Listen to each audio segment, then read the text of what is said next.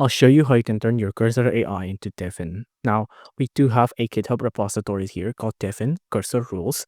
Now, the way we're going to do this, there is two ways we can do this. We can do a pip install method, but I tried this and I don't think pip install cookie cutter works. It kind of went on an infinite loop.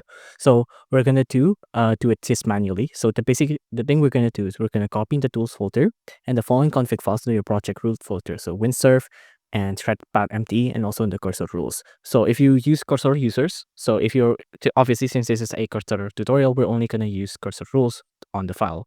Now, the way we're going to do this, we're going to go to the repository here. On the code, you want to click on download zip, right?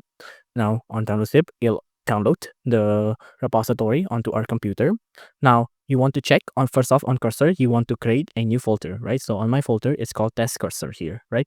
And on file, you want to make sure on preference and on cursor settings, you want to make sure that include cursor files is turned on as well. So let me open up my file here real quick. Now on my Explorer here, I'm just going to paste in the download that I just got earlier. I'm going to extract this, extract. And on here, you want to grab the tools folder here, put it back on the root directory, and on cursor rules, go back and put it on the root directory as well. And then you can delete everything else now. I'm going to delete this, I'm going to delete this, and that's it. You're done. Now, you can see it's already here as well. The cursor rules is already here as well. You can see the tools is also here as well. All of these are here. And now you're ready to be using the Devin AI per se on cursor. If you enjoyed this video, please do consider liking and subscribing.